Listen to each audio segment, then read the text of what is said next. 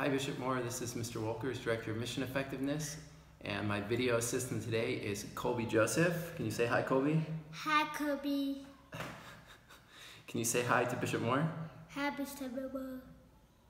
And Colby Joseph is named for two great saints. Can you tell him what saints you're named for? Saint Joseph, Saint Matthew, Colby. Awesome saints. And Colby, we have a question today. We're talking about the Mass. Can you tell us what we give to God at Mass? What do we bring up and give to Him? We give the bread and in our heart. You give Him your heart? And what does God give back to us when we go to Mass? What do we receive? The bread. But it's not bread anymore. What is it?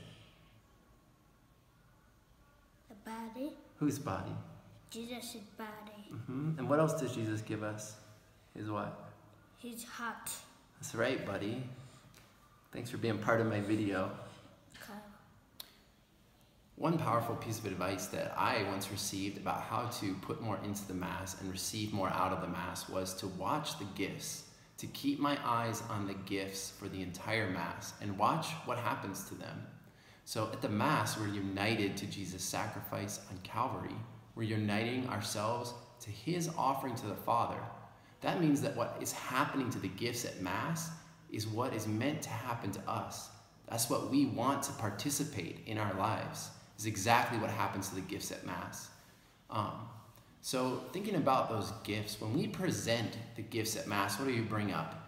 Just a little bread made from only wheat and water, a little bit of wine made from only grapes. We use a little water at the altar. We bring the most simple things. And the first meaning of that to me is that everything is a gift. What we bring to God is only what He has given to us. We don't bring Him anything except what was His. Secondly, it symbolizes to us that the most fundamental disposition is humility. We offer the most simple elements and only a small portion of them. It's a humble offering. We offer the most basic thing, the most fundamental. And what does that mean? That we're not offering to God something great that we have done or we have created or we have achieved. We just offer ourselves as we are. We offer our lives. We offer our humility, our brokenness, our imperfection. We bring what we have. We bring who we are.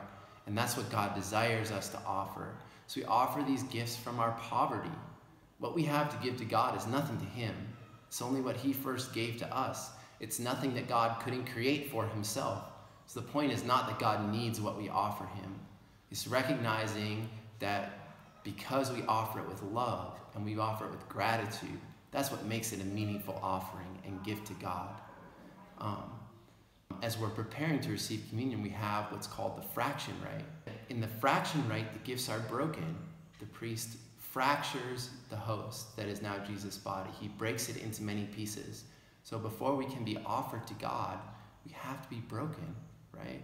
And part of the reason we have to be broken is so that we can be shared with many other people. Why does the priest fracture the host, right? And partially to symbolize Jesus being broken on the cross, but also so that He can be shared with many people.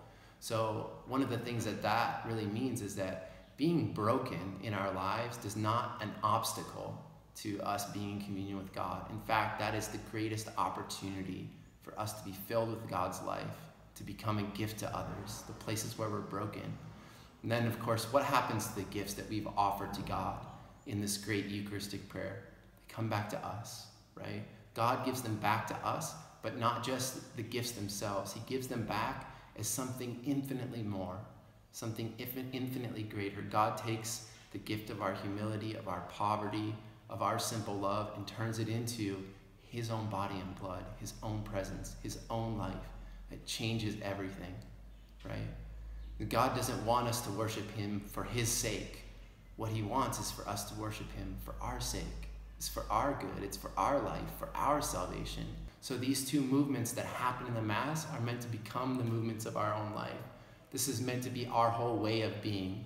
There are two things that we are created to do: to receive His life and to give it away, by first offering it back to Him in gratitude, in humility, in thanksgiving, but then also by laying it down in service of others. So these two movements, exitus, reditus, it's the heartbeat of God, right? It's like the breath of God, breathing in, breathing out, giving, receiving.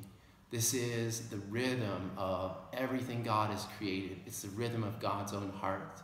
And these two movements are actually one single movement. It's the single movement of love, right? That everything that was created, the meaning of all of it is love. Love is the purpose and meaning of everything. So in the Mass, everything in the world, every creature is able to exist in the way God intended it, simply by being given and received. So in this great movement of love in the Mass, and really only in the Mass, we're able to live in the fullness of truth, in the fullness of the reality God planned for us.